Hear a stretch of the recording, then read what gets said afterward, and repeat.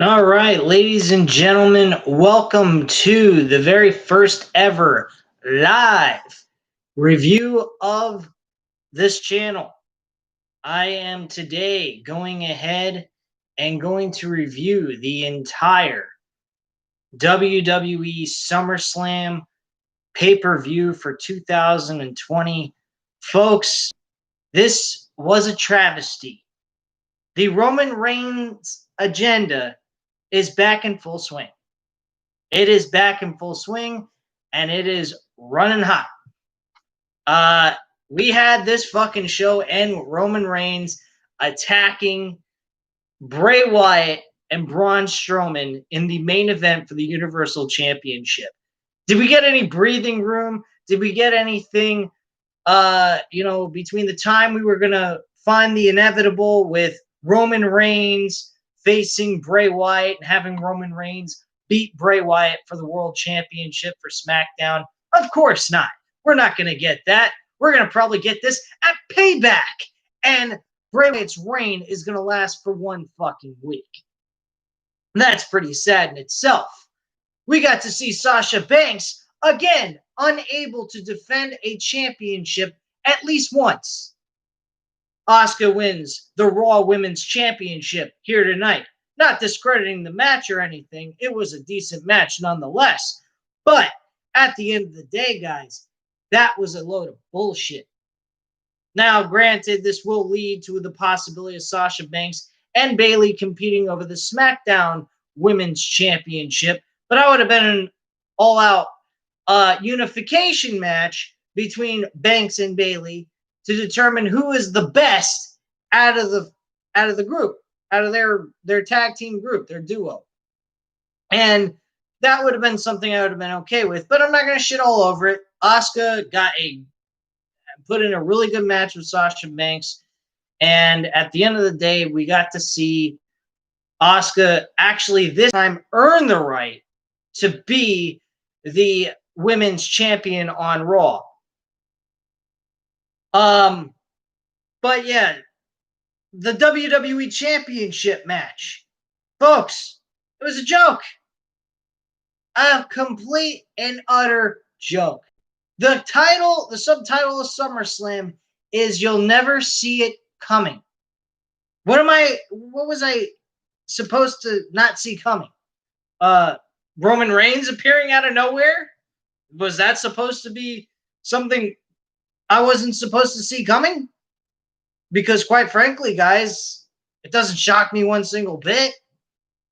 I mean, in the sense of them pushing the Roman Reigns agenda towards the match with him and Bray Wyatt, and Bray Wyatt losing the title to him. But my God, Roman Reigns fucking basically what they did with Roman Reigns here is devalue the Fiend character once again. Every big moment, big opportunity they have to push the Fiend as this unbeatable character, we get Roman Reigns or somebody destroying the gimmick. Now, I don't hate Roman Reigns anymore. He's earned a lot of my respect over the last year or so, dealing with his leukemia, dealing with the COVID-19 situation, the pandemic, and all that stuff in between. And I have to give him a lot of credit where credit's due. As a person, I have really enjoyed what he has done as a person. But the wrestler is still not that entertaining to me. It does not entertain me at all. And yes, Matt Eagle 87, sorry, I messed up. Matt 87 Eagle, you are correct. Wyatt was buried here tonight. Most definitely, 100%. Bottom line, I think it's a travesty. It's a complete and utter travesty they've done with Bray Wyatt here. I do not understand the logic behind what WWE is doing here. They even made Roman Reigns come out and say that Bray Wyatt's nothing more than a freaked out man behind a mask. Some just weirded out guy behind a mask. That's all.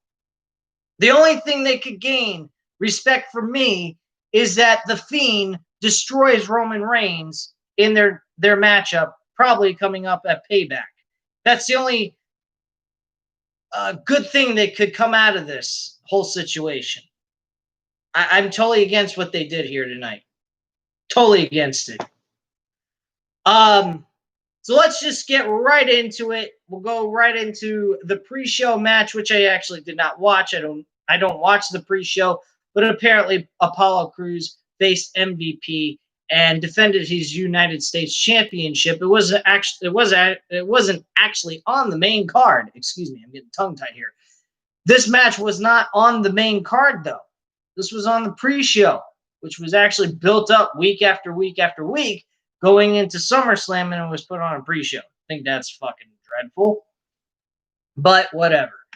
Apollo Crews, though, retains his championship in 6 minutes and 40 seconds. Whoop-de-fucky-do. Who cares? He's a 50-50 booking character. Wow. Big deal.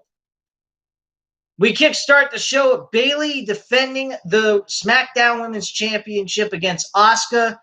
This match, I'm giving it I'm just being generous, 3 out of 5 stars. This match wasn't all that great. I mean, it was decent, but it bored the shit out of me, to be quite frank with you guys, and I didn't really particularly care for it at all. We then have the Raw Tag Team titles defended. We had Kevin Owens sitting by ringside and doing color commentary with the Raw commentary team. Why? What is this, just to give Kevin Owens a moment to shine on the SummerSlam pay-per-view because they weren't kind enough to give this man an actual match that was built up into SummerSlam? That's fucking ridiculous. Utterly fucking ridiculous. I don't quite understand that logic either. But whatever. So Kevin Owens is sitting by ringside. He's talking with the commentary team about the so-called matchup and all that. And the Street Profits retain the championship against Andrade and Angel Garza. They retain the tag team titles. Why? Who are they going to be challenged by next? Do they have another heel tag team? Because I don't see one. Raw's tag team division is so fucking dead, it's ridiculous. And the same for SmackDown anyway. There's nothing on this either one of these two shows that scream out a fucking any quality of tag team going on in either one of these brands.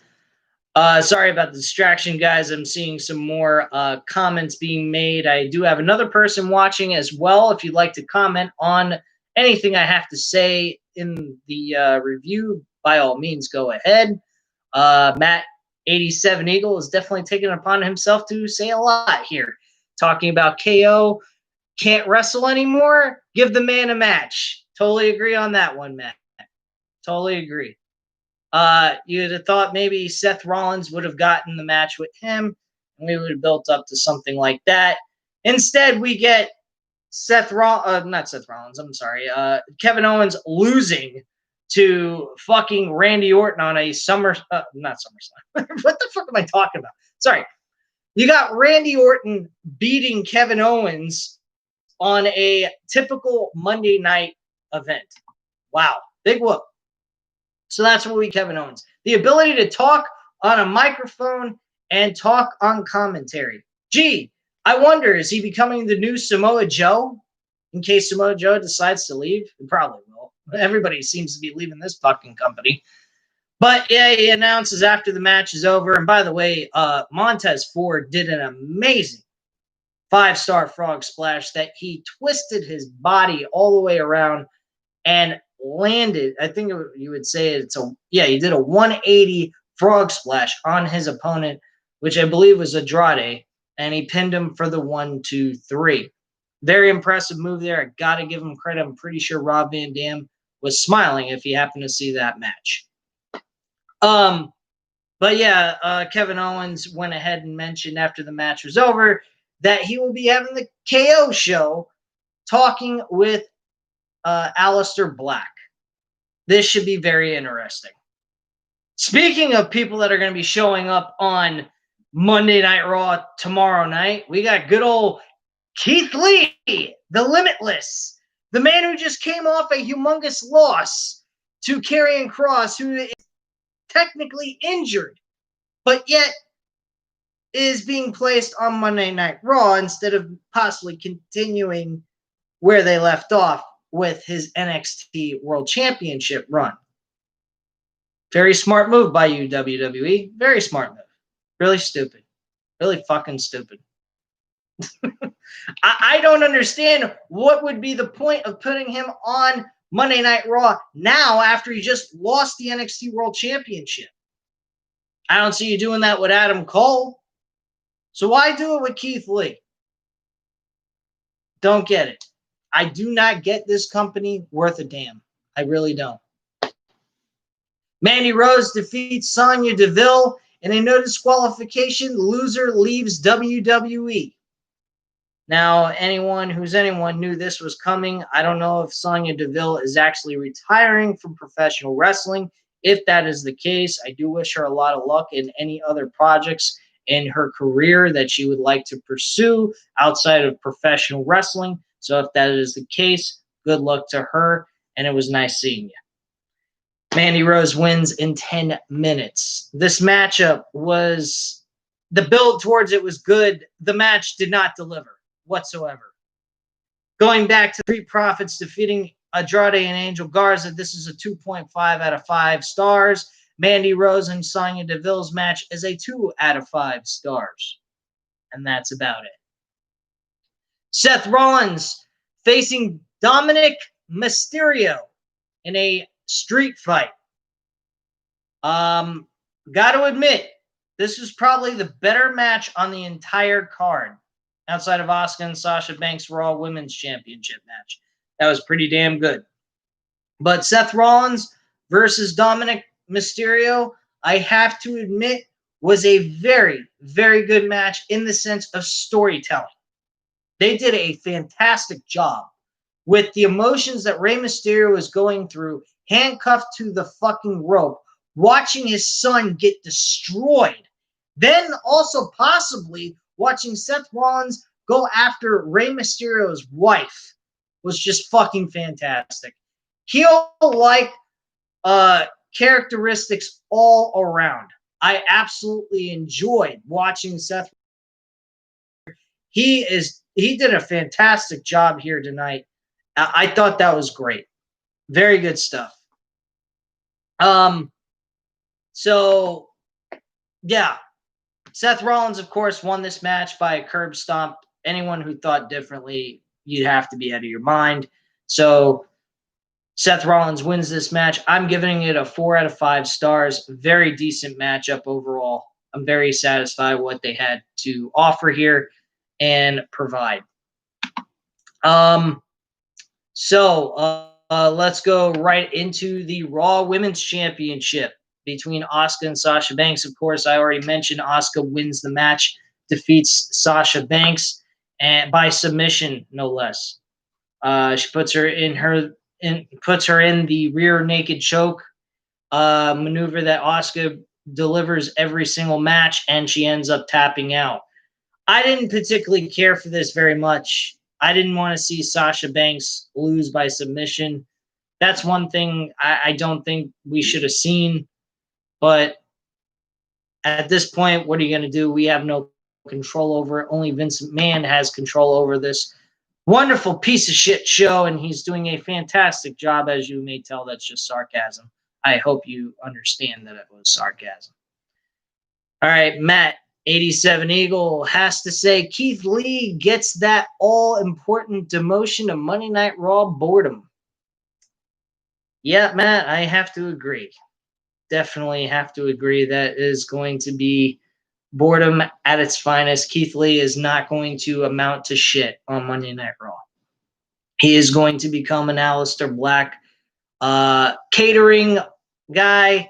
He's going to be eating a lot of that Titus O'Neil catering chef-like stuff, man. He's going to be giving him all the food he can handle, and that boy's going to get bigger and buffer. Oh, boy. Let me tell you, folks, I don't know what Vince McMahon sees in the point of moving Keith Lee to the main roster, as I said earlier. But truthfully, I don't quite get it. I really don't. But yeah, Asuka and Sasha Banks delivered in this match. This was a 3.5 out of 5 stars. Definitely a decent matchup overall.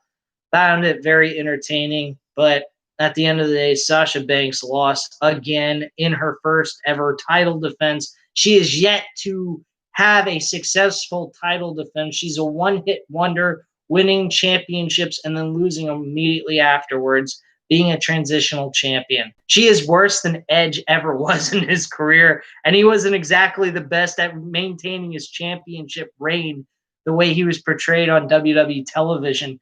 He maybe have two or three title defenses and then lose the championship. I think his best reign in his entire career was in 2007 all the way up to 2008 in the WrestleMania 24 event, where he lost the championship to The Undertaker in the main event of WrestleMania 24.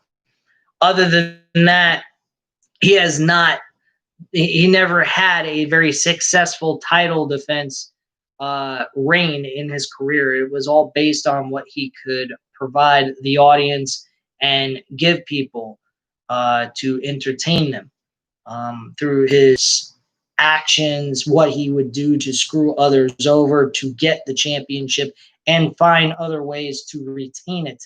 So that's basically what Edge's gimmick was back in the day when he was a heel, which actually was the best time when Edge was world champion. Speaking of championships, we had the WWE Championship match as the co-main event of the fucking show. It wasn't even the main event. Drew McIntyre defeated Randy Orton. I was calling this from the get-go. From the fucking get-go. I was saying Drew McIntyre was going to retain his championship, but I didn't figure it was going to be under these circumstances. A backside roll-up pin. We didn't get Drew McIntyre defeating Randy Orton by a future shock DDT, a Claymore kick.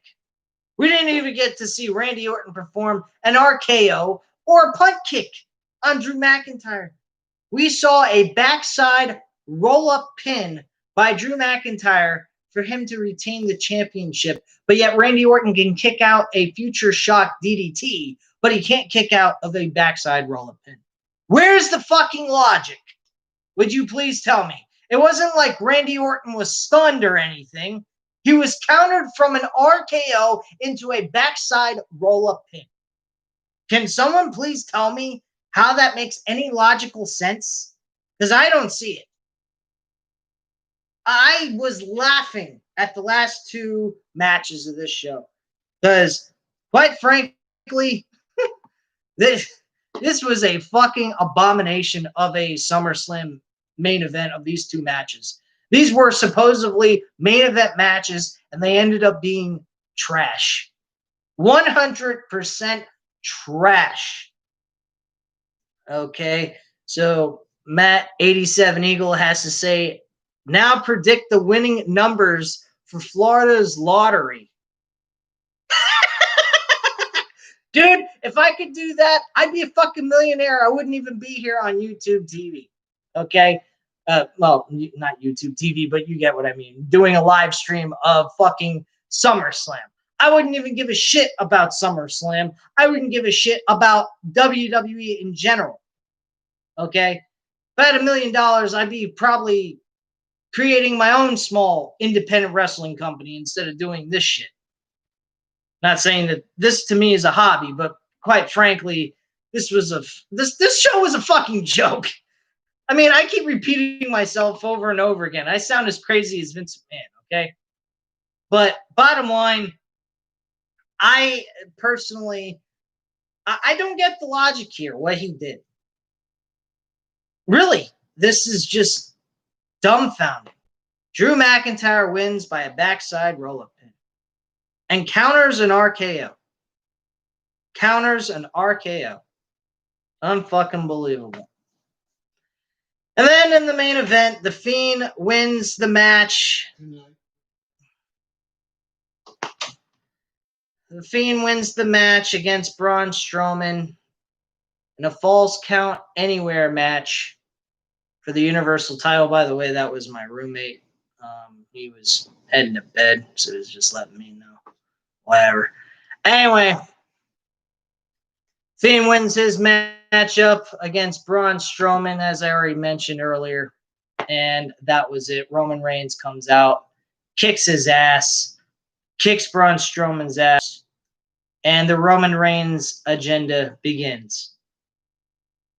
Don't get me wrong, guys. As I said earlier, I enjoy Roman Reigns. I like him for the person he is. But my God, WWE finds new ways to destroy this guy, unless Roman Reigns is a heel here, which he really was portraying a heel in my mind. So that's just me, guys. I don't know about you, but this is a very short live SummerSlam review on the pay-per-view itself. So at this time, guys, you know what to do. Hit the like button if you like the video. Hit the subscribe button if you're not subscribed to the channel. And leave a comment down below, and I'll definitely get back to you on that. And before I go, I have one last comment by Matt87 Eagle. Roman Reigns is a heel. Who the hell cares? I like that comment, Matt. Very, very true. Who the hell cares that Roman Reigns is a heel? If you're going to, every time you got an opportunity to make Bray Wyatt look like a super threat, a supernatural threat in the WWE, to ultimately bury him with someone else, what does it matter? He's correct. It doesn't matter. But anyway, guys, you know what to do. Hit the like button if you like the video. Hit the subscribe button if you're not subscribed to the channel, of course. And leave a comment down below, and I'll definitely get back to you on that. And I thank you guys very much for watching. I hope you enjoyed the live review of SummerSlam 2020.